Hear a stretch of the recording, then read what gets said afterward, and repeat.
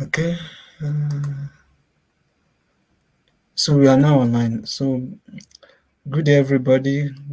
Good afternoon. I'm Akim Mishola Habib, and I'll be the today moderator for the Vanier Canada Graduate Scholarship, the Vanier CGS. Here with me, I'm having our guest speaker in person of scholar Abisola Kehinde. So I will just try to read just a brief profile of our guest speaker today. So kindly join us for this webinar today. Okay, sorry, sorry, a minute, please. So Abisola Kende, she's a dedicated PhD candidate at the esteemed University of British Columbia (UBC) in Canada. In 2023, she was awarded the prestigious Vanier Canada Graduate Scholarship. Abisola is a trailblazer in her field. She adeptly employs advanced methodology including mass spectrometry and CRISPR-Cas9 among others in her investigation of pancreatic cancer metabolism. Abisola's academic journey is a testament to an unwavering commitment to excellence. She earned her master's degree at UBC Canada and her bachelor degree at the University of Lagos in Nigeria, achieving outstanding results throughout her academic pursuits. Her dedication and accomplishments make her an aspiring epitome of academic excellence. This is just the brief profile of our guest speaker. And in today's webinar, we are just going to have like different section, and the section good was we are going to have a brief overview of the Vanier CGS scholarship, and also our guest speaker is going to talk about the eligibility criteria, the application process and deadline, and also the selection criteria and evaluation process. We're also going to talk about the speaker journey from application to awardee, how she's able to win the award, and also benefit and impact of this scholarship. Also, our guest speaker she's going to share some tips for successful application. So, and after that, we are going to have the question and answer section. So, so can you? I'm going to share add you to the stage right now. Okay, It so sounds you can fun. have the floor. Okay, thank you everyone for having me. Um, I might ramble a lot, but please feel free to ask questions just in case I speak too fast. For the Mhm. Vanier, the Vanier Graduate Scholarship is very good. How should I start with? Okay, I'm just going to give like an overview first. The page, this is the website. So it's just divanye.gc.ca. You should be able to access this and you would see more information as regards Divanye Scholarship. It might seem quite a lot because the first time I saw it, I think I was just in Nigeria after my bachelor's, and I was like, okay, this seems so much that I don't think I can ever get it. But then once you delve into it and I can walk through the process, you see that you can actually get it. It's nothing like over the sun. So this is one of the biggest PhD scholarship that you can get, and it's jointly administered by three fundings. We have the CIHR, which I believe focuses more on health sciences. I got my award under this category. Then we have the NSEC. This also focuses on life sciences and the likes, but then it is more about methodology and it extends beyond to like engineering and whatnot. There are also like biological sciences that are under this category, but it's more like if you are developing tool, while CIHR is more disease oriented. Then we have the SSHRC, which I believe is meant for social sciences. So these are like the major three categories that you need to apply under one of it. They are usually like dates for applications. Okay, so like I was saying, these three bodies, health research is by the CIHR, natural sciences and or engineering is under the NSEC, and social sciences is under the SSHRC. So for eligibility, Canadian citizens, PR, permanent residents of Canada, and foreign citizens are all welcome. And as a matter of fact, international students are employed to apply to this scholarship because one of the aims of Vanier scholarship is to what's it called entice and welcome top scholars all around the world into Canada. So they try to invite scholars from around the world, and this scholarship is mainly for that. So that's why the international category is very important, and international students are encouraged to apply. For the nomination process, all international students are eligible aside from Canadian citizens and permanent residents, but you would need to apply under a nominating institution. And for each institution, there's a maximum number of nominations that the institution can forward. So depending on the institution, they usually have something called like international internal deadline, whereby the department will get nominated from the department. Department can only pick few applications, submit it to the university, and the university would also submit it to the national competition. So it's like three stages: your department, the university stage, and the international stage. So it all depends on the number of quota per university. So should you seek to won the Vanier scholarship, you would need to go through an institution where you want to study. I'm going to emphasize this point for people that probably don't have an institution yet, but you're interested in in applying for the Vanier scholarship. So you would typically, message a supervisor or a department, be like, okay, you would like to apply to this Vanier scholarship, and the you and the institution or the supervisor, as the case may be, you can work towards getting the scholarship and following the whole procedure. So the total price is 50,000 per year for 3 years during your doctoral studies, and it has three important parts. One is your academic excellence, research potential, and leadership ability. So to delve more into it, let's go to more details. Of course, it is hosted by the government of Canada, and it was launched in 2008. Like I said, one of the key aims is to strengthen Canada's ability to attract and retain world-class doctoral students and establish Canada as a global center of excellence in research and higher learning. So the keyword is to attract and retain world-class doctoral students. So which is why it is open to international students, and they only have 166 scholarships per year. Remember, there are three categories: social sciences, the engineering and natural science, and also the health sciences. But we have just 166, regardless of the number of universities in Canada. There are just 166 scholarships available. And of course, the scholarship is non-renewable. It's 50,000 per year for 3 years, and you basically just have to submit what's it called, a progress report, I believe, at the end of each year. So the selection criteria is weighted equally. So you cannot just be what's it called?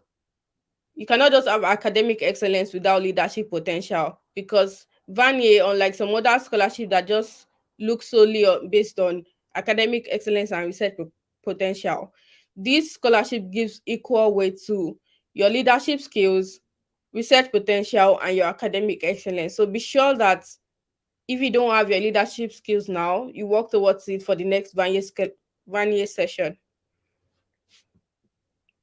So I'll just give an example of the timeline. This is for example, this will be for next year Vanier.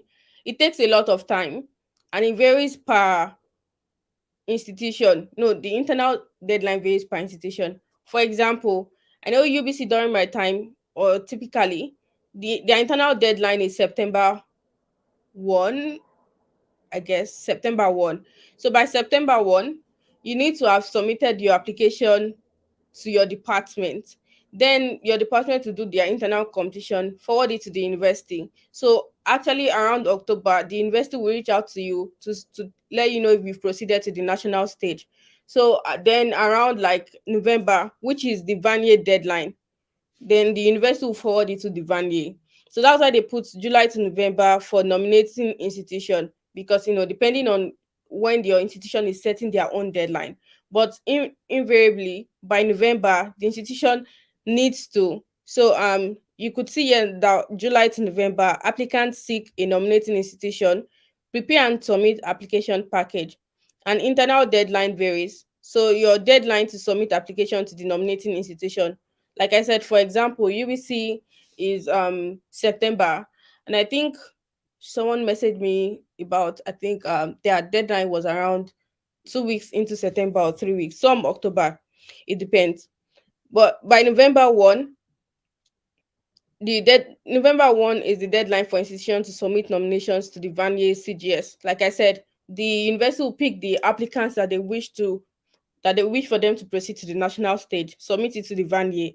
Then there's a whole lot of like silence during that period, because from November to March 2023 it will be the review and evaluation of nominations, which trust me is a long time to wait for the decision. Then from like early April, or I think late April, you should get a notification of results.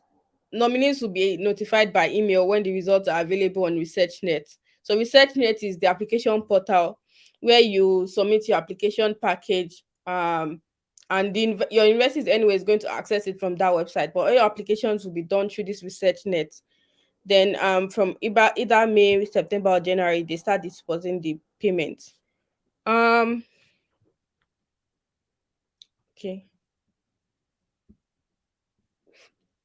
Moving on to the application process. I think we've talked about the overview. Now to the eligibility. So you confirm that you and your nominating institution meet all the criteria. So usually, I think there should be a part where you'll be able to see the number of universities that are eligible and also their quota. Just trying to see if I have it here. Should be somewhere on their website. I would.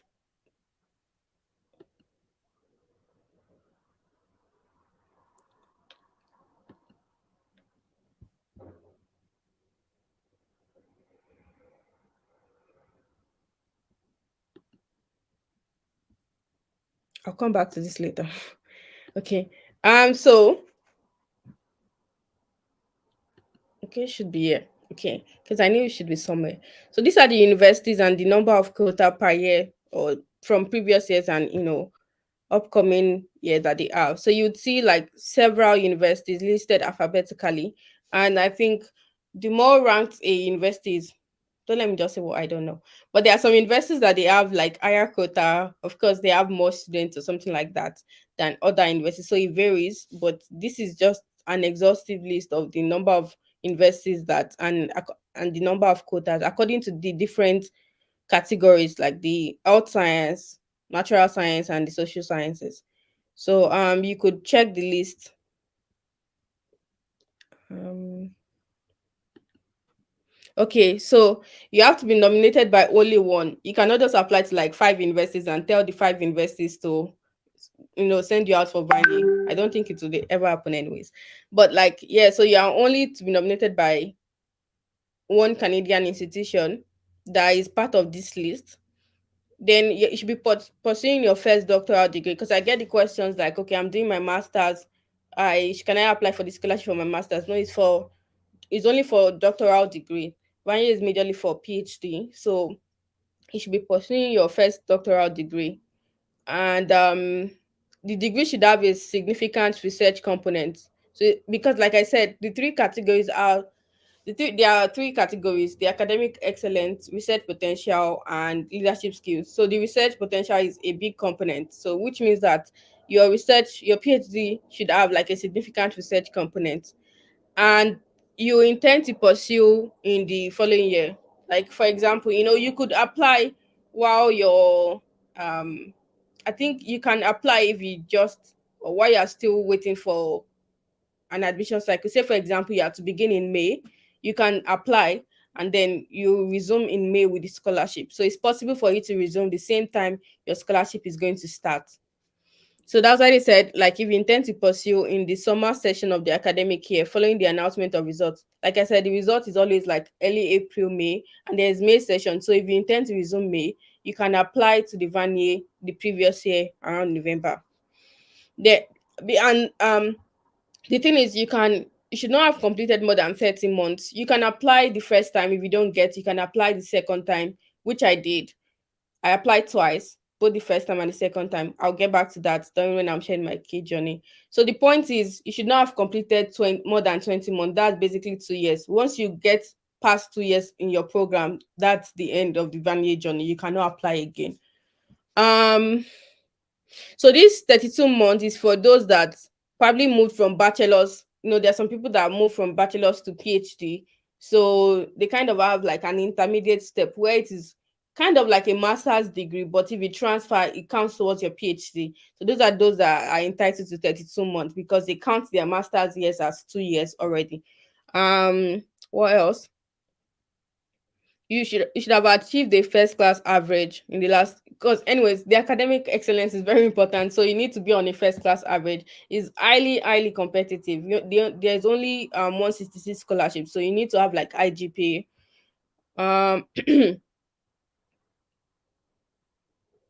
Okay, you cannot have received a doctoral level scholarship from either of these agencies.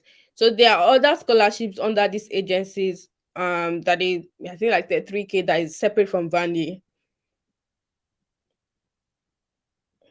Okay, this is just the types of program.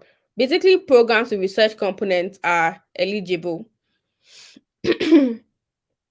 Number of months. So it has to be continuous full time. However, they give leave. They give leaves. There's even a parental leave that is up to a year. So it's a really good scholarship because they take note of important maternity leave, paternity leaves, and the likes.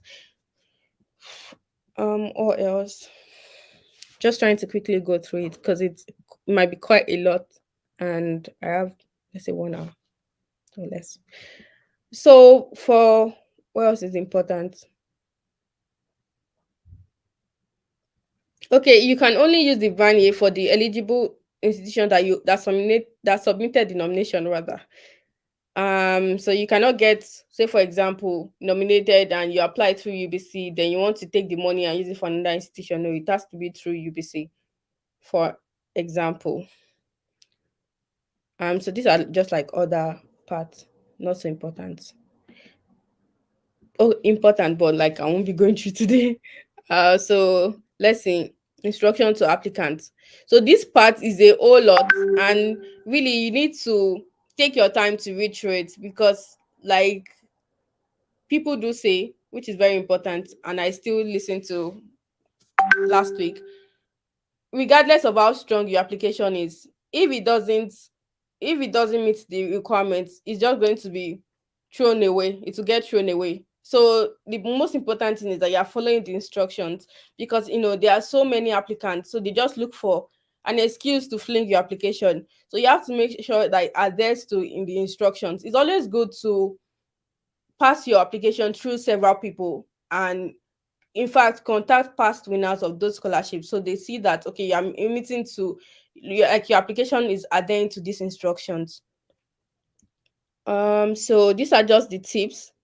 Like I said, I'm just going to send the, I don't know if you guys have the, or you can copy the website, but then I hope the host will be able to share it with you at the end of this presentation, because it's a whole lot and I probably need to go through it properly.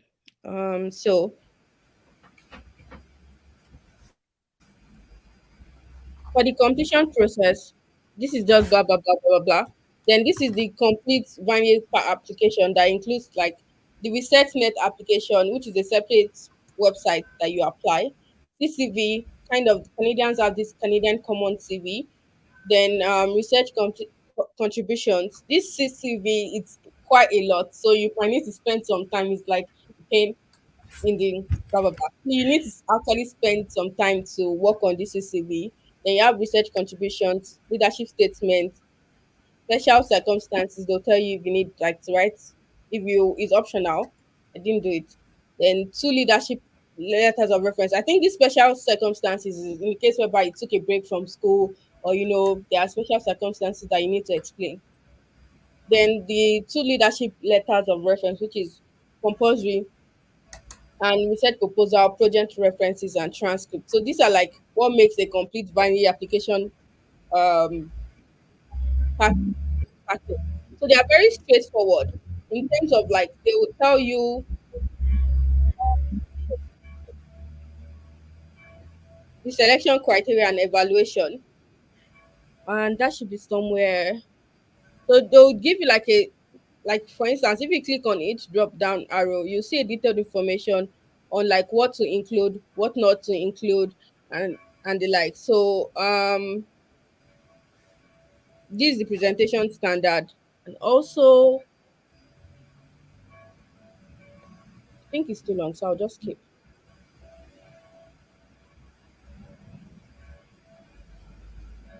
So there's information for referees too. So they are pretty straightforward with how they access you. You can find out how they do, how they weight the applications, and like whatever they are looking for, the key points and the key components, and how to have like a great application package. So like I said, they are very straightforward with you. This is the review process, and you'll see the selection committee guide.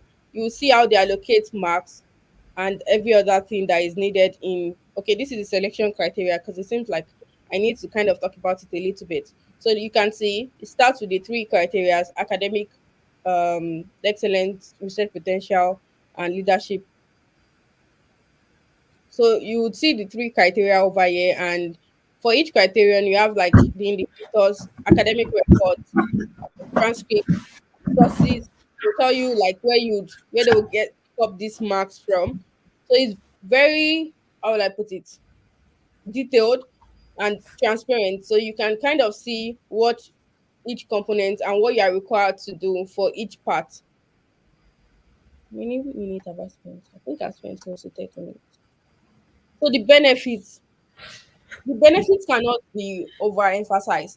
So aside from the money, not aside from the money is great. It's 50K. I mean, it's really good. People that work outside get that kind of money as well.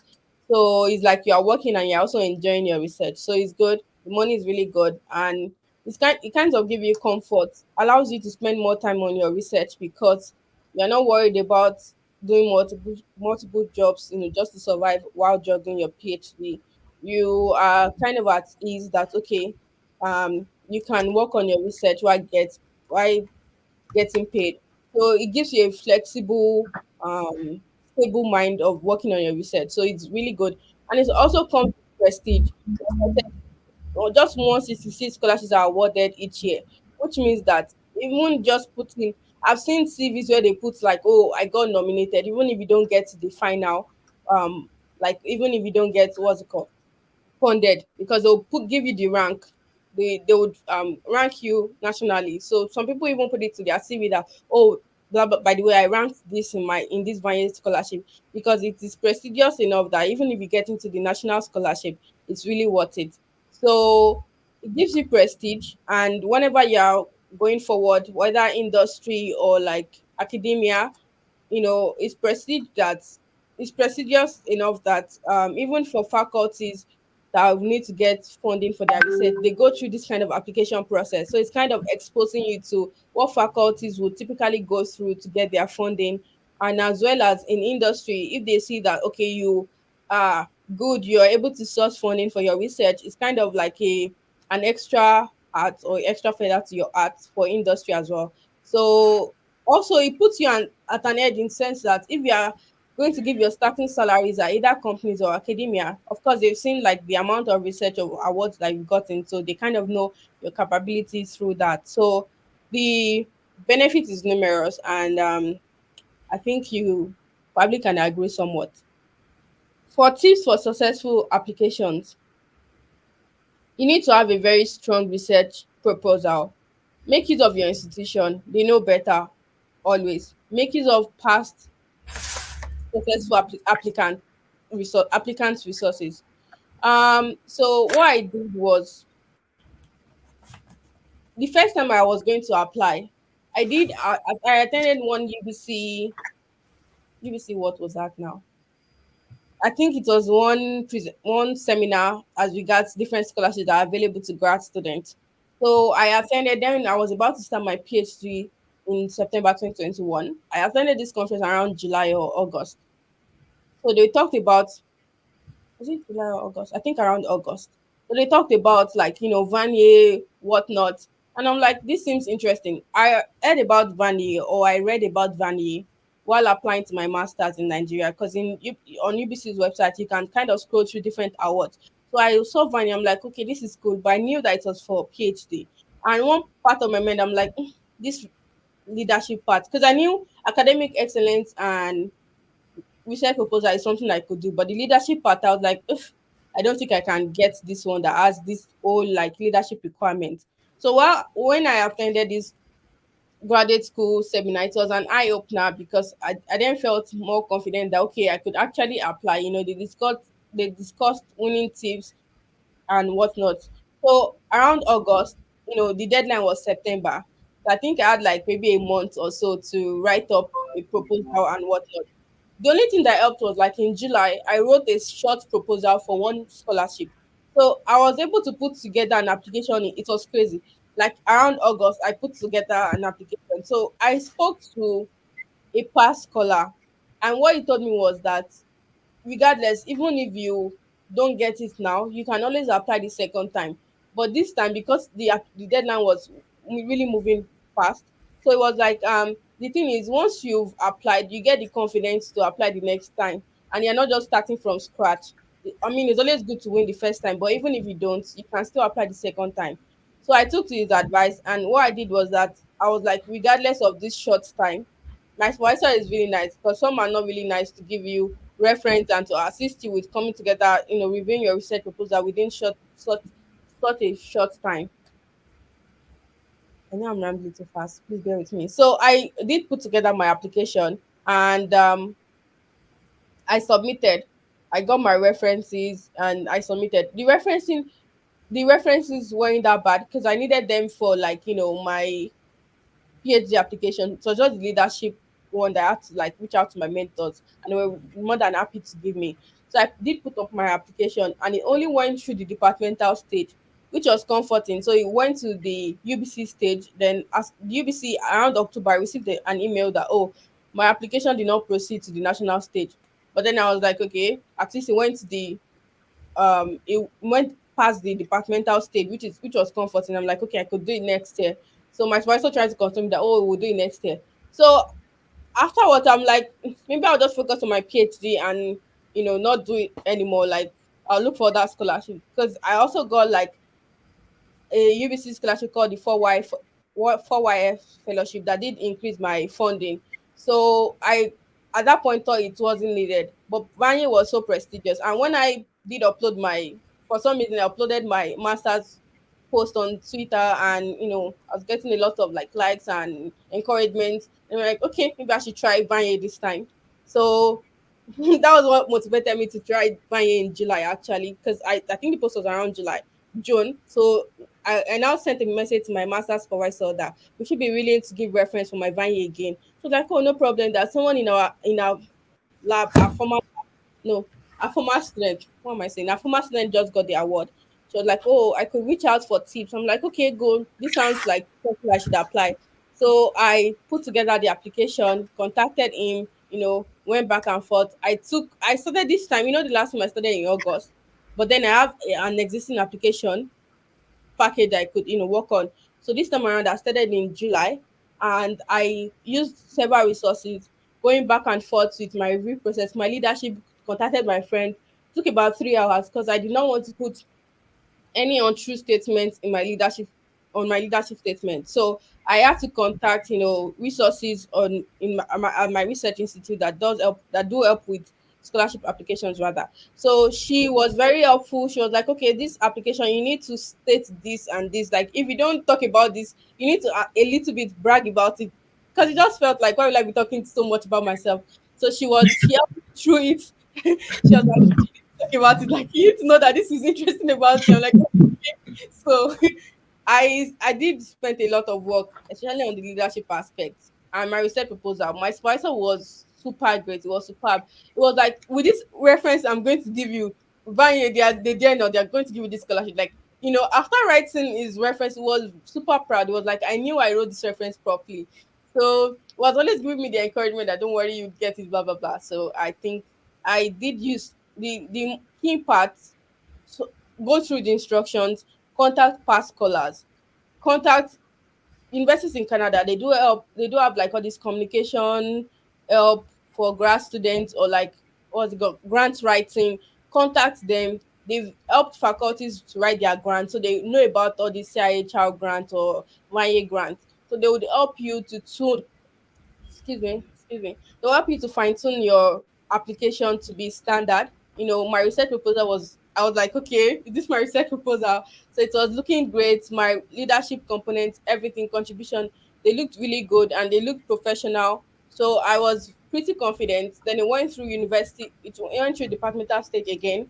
I went through university stage this time around October. I was so happy when I got the email that UBC forwarded my application to the university stage, to the national stage. I'm like, okay, even if I don't get it this year, I'm definitely going to put it on my CV that okay, I got to the national stage. So I was so excited. Then from October it was like silence, and my heart kept racing on that when will April get here. So I need to know, my stand. So around April, I got like, okay, the application was reviewed, blah blah blah, it was successful, and that was like legit the most exciting part of this year, or for so long that I can't remember.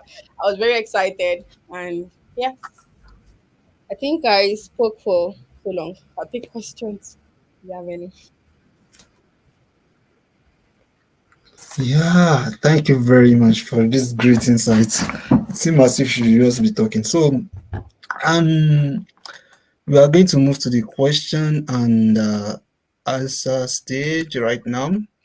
This first question from this, let's say for this applicant from this scholar is that, are there any recent developments or changes in the program?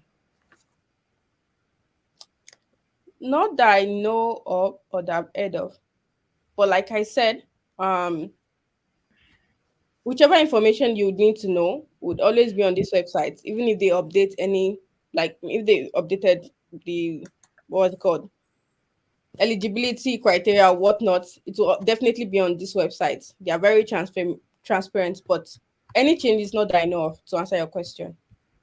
Okay. So this second question is, how are applicants evaluated and selected for this scholarship? I think you have already talked about that.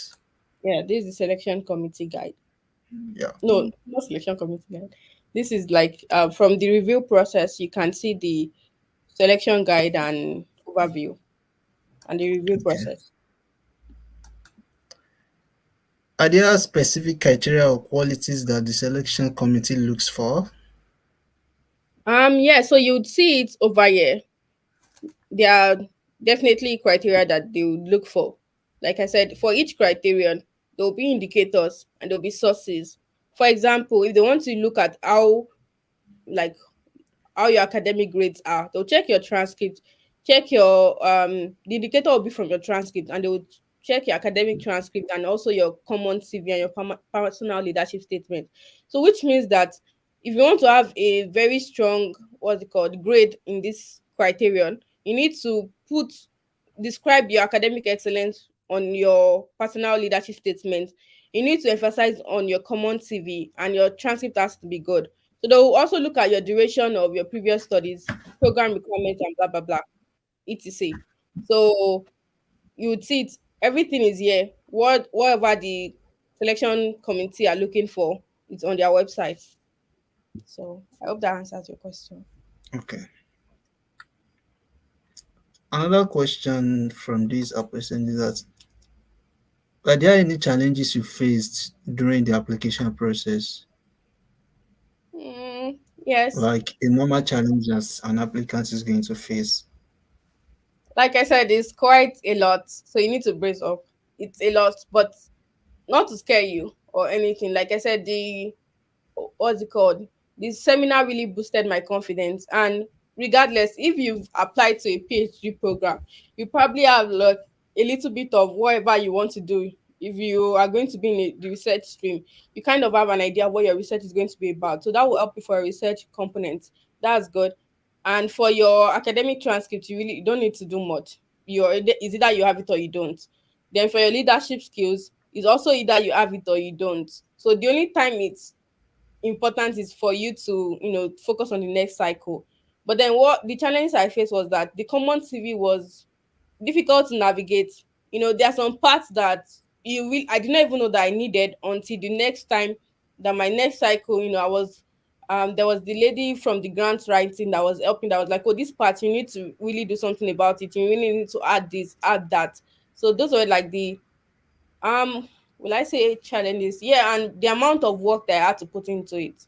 I mean, it was gratifying at the end, but then at that time, it was challenging to put in such amount of work while still juggling your PhD research, because my research did not stop or wait. I was still doing lab work, and I still had to put in so much time for the Vanier package. So I was doing like so much work.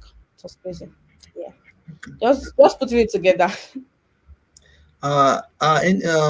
Standardized English test scores such as test of English, TOEFL, IELTS compulsory. Also, must No. one have a publication to apply? Oh yeah, publication question. Yeah, typically they say you don't need a publication to apply. Mm, I don't know. I mean, it would be great to be like you have in submission. So the first time I applied, I did not have a publication yet. It was in submission. Maybe that was why I did not get it the first time. Who knows? Anyways, you don't need to have a publication, but it does help because for the part of like research potential. Where's this application package now? There was the part where I mentioned.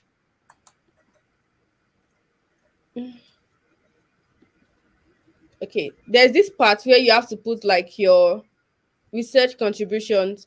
So this part you'd have to talk about your research, like in terms of publications.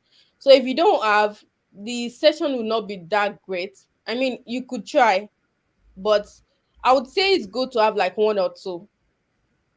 To be honest, I only had two at the time of my application, but one came out later, so making three that I included that was information, I think.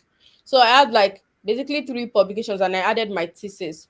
So you can have like two. If as a matter of fact, I was scared that I do not have enough publications. And I also switched my research area from my master's to PhD. So I was scared that I did not have enough publications, but I still got it. It does help if you have one or two. I'm not sure if there's any that gotten without the publication, but you can always try. You know, if you are coming from a developing country, I think it is something that you can explain under special circumstances. You can let them know that okay, you not having publication might be due to like constraints that they understand that what's it called that occur at what's it called that occur in low middle income countries. So you can explain under special circumstances if there's a reason why you don't have a publication yet. For you to be very smart, without publication, there must definitely be a reason. So I'll say you can apply, you can explain using this special circumstances document. So, but generally, it is important. To what extent, I can't tell. Okay. Another question.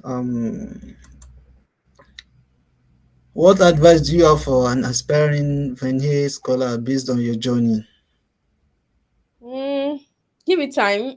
Like if the deadline for the university says like September, start applying in June or July, getting your components ready, because for you to have like a very strong application, especially if you don't have enough publications, you need to start your application early so that the more people edit your documents, the more solid it becomes. It's always helpful to have more than one eye go through your documents, because some things that you feel like you do not there's no really need to elaborate. Once once it passes through another eye, so they can tell you that okay, this part is interesting, elaborate on this or take this out, add this in. So it does help for you to start early. Do not get too nervous. That's part of starting early, will make you get prepared before it gets to the deadline. And yeah, pray about it. At least I did that. So don't get nervous. Don't get nervous. Cross all your T's, dot all your I's. It's take it one time.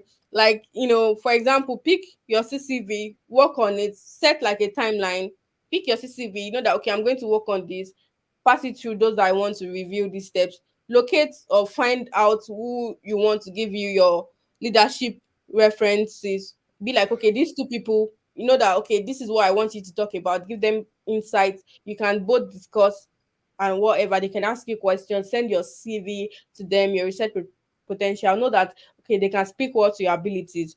For your research contributions and all other components, have them like give a timeline to each of these components and pass it through several reviewers.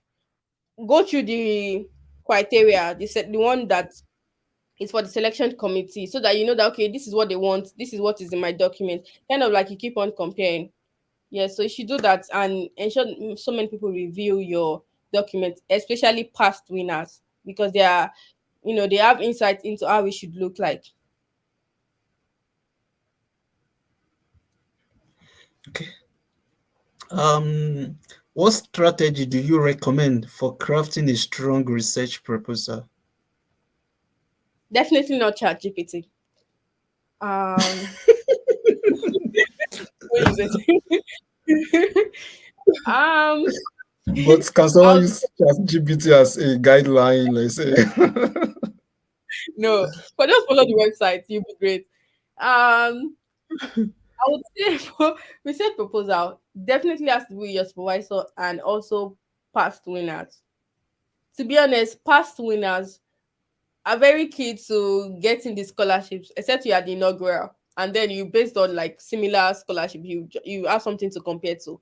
So your research proposal has to look like what they want, and you can only know what they want by looking at previous, not like you're copying and pasting something, but like, if you send your documents and they'll tell you that, okay, change this font, adjust this margin, put it like this is the way. So first, contacting past winners. Two would be your research proposal has to have like all the components listed in this part. Where is it now? Proposal information. So they'll tell you what they want for their proposal. Just follow the instructions. You would see whatever they want for you to include in your research proposal, following the instructions. What else should it be? Mm, I don't know if there are a couple of examples online that you can access, to be honest. I don't know. But for your supervisor to, you know, accept or like edit and give feedback is very important, because your supervisor would have applied for grants and he knows what they want for during, like, he has gone through the grant process basically, so he knows how a good research proposal should look like, variant standard. So contact your supervisor, do it together with your supervisor. And your supervisor definitely wants someone, you cannot just start from zero and expect your supervisor to give you valuable feedback. You should at least start from 50 or 60. So you can contact the grant writing department. They would tell you from zero. Those ones you can contact them from stage zero. You don't have to be in that school. Like grant writing, if you submitted application, it's great if you're already a student in that school. I'll give an example. Like if you're in UBC, part of the resources are like grant writing, I don't know, managers that you have access to. So you can contact them that you need help in writing a research proposal. So they'll tell you stage by stage, you can work together. Some would even, you can set up a Zoom meeting where they'll tell you that, okay, this is what I want to work on. These are the components. And you can start like step by step till it becomes solid. Then you can send it to your supervisor. Then, at that point, your supervisor would be like, okay, there's something, a little bit of weight to this. I can add more. I can give you feedback. And you go back and forth till it becomes like almost perfect or perfect. Wow. Wow. This is interesting. Another question is, how important are letter of recommendation and what should they ideally contain? That's a great question. So for the one my supervisors wrote, I, it is confidential, so I don't have much to say on that. I probably don't know how well, but I know that they should confidently speak about you. There's again, they will tell you what the selection criteria, they will tell you what they want to know about you. And also it helps if you are passing it through grant writing. Really, you cannot decide on whatever your supervisor would write for you. You can only hope and kind of like send them this, page. You can send them this page. Actually, you should send them this page. Those that are writing for your leadership statement and your normal supervisors, so they know what they're expected to write. Once you send it to them, they can read through. Just highlight whatever they need to read. Like, okay, this is the Do we have something like that here? Hmm, let me see.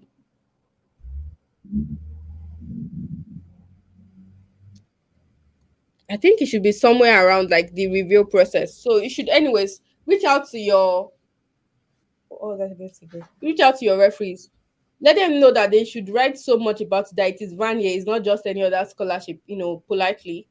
And first ask them if they are willing, because they have to be willing. It's not like when they don't have time. Like I said, it's good that you are applying early, because if you're applying for a deadline in September and you're sending them 2 weeks or 2 weeks to the deadline, they'll probably just write something really ridiculous or something not very solid about you. But if you give them time, be like, okay, I can walk through it. When you're sending, send them your CCV, send them your research proposal, your CCV research proposal. In fact, anything that would help them to write about you, what you've been up to, whatever you think it will be easy for them to just because basically what they are doing is are testifying to what you are writing, right? If you are saying, okay, I did this and that, so if you include it in like a document, like that, maybe your research proposal, leadership potential, have all those statements ready. You can inform them that, okay, I'm applying for this scholarship, these are the what's it called, criteria, this is the process, but I will send you my documents so time, kind of like you're giving them advance notice, but I will send you this document.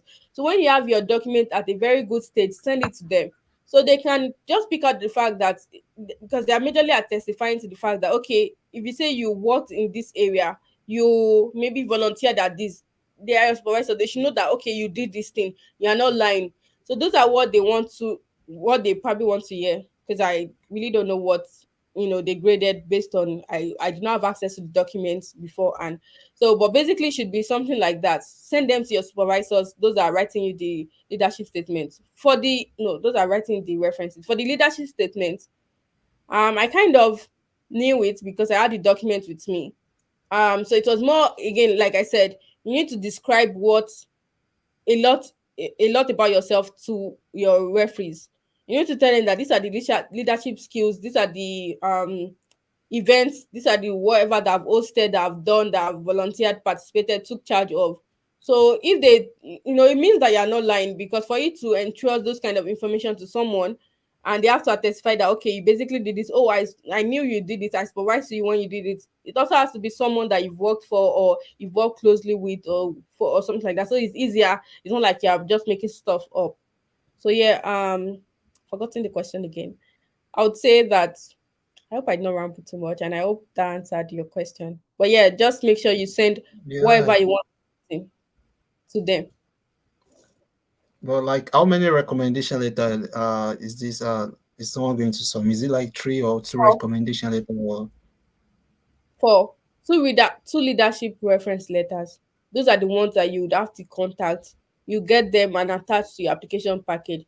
Say for example, someone maybe a society that you've worked for, or that coordinated your society, or that funded your society, that knows about your leadership skills. Basically, two people. I used two different mentors. They are like criteria that you have to meet for your the leadership was called referees have to meet to be able to use them. So just go through the website for that. Then the other two would be those that can speak to your research potential. So I used my MSc and my PhD thesis supervisors for that. So basically, for two, you don't have access to know whatever they are going to write, and two, you have access to their document, because you'll be the one that would submit it to the website. so I think, do you really know whether someone that is not in let's say Canada, what is the Mhm. probability of that person to win this scholarship? Do you think the probability is very high? So I'll say something. So go through these results. Look for similar applicants from your home country. Mm-hmm, Go to their profile, contact them. You mm-hmm, can read about them maybe on LinkedIn, see their steps. For example, you would see that maybe some people completed their BSc, went to the UK, or people that completed their BSc maybe straight into the PhD program.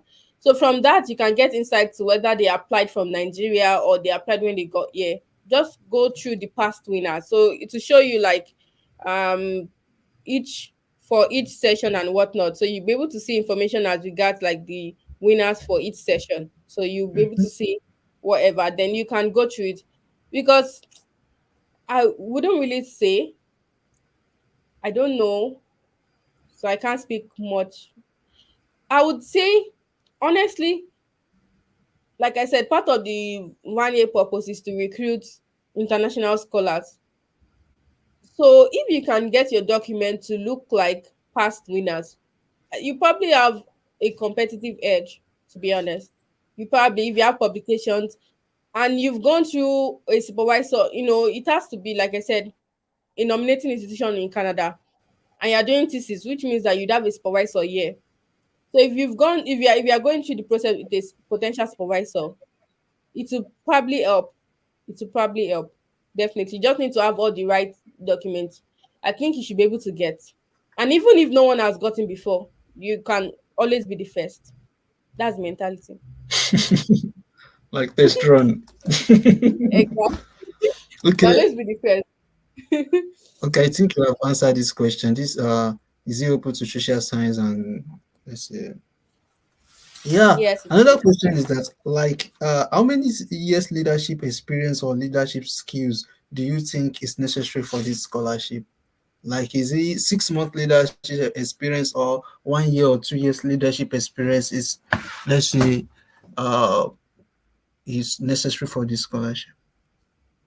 Mm, it is more about the impact, and it is not necessarily about an isolated event. It's Mm-hmm. a series of your leadership skills. It's not like, okay, I've not been involved in any leadership program. When I know that I want to apply to Vanier, then okay, I'm setting up a committee or setting up a society.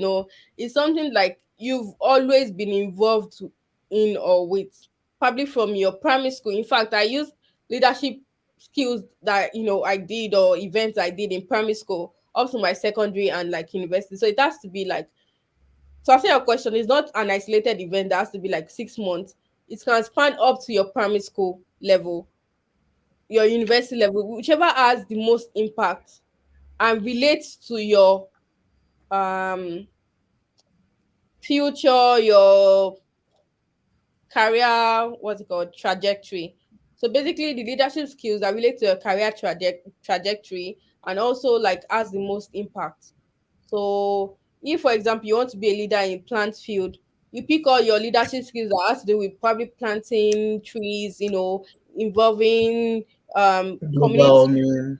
Exactly, that has to do with something about that would, you can attest to the fact that okay, if this person gets this award, this person will be able to become a leader in this field, as well as just not just focusing on the academic part, but also spreading the knowledge to the community. So Yeah, not like isolated events. not okay. I think that was so thank you very much, our great scholar. We have really learned a lot of you regarding this scholarship. And we pray that may Almighty God, let's say, grant you success throughout your academic journey and provide the best for you in this life and year after. Yeah, So same. thank you very much for this, Thank let's you say, so for this much. great lecture. And also we are kindly waiting for your slides so that we can attach it to our, let's say, to our links so that people can have access to this slide.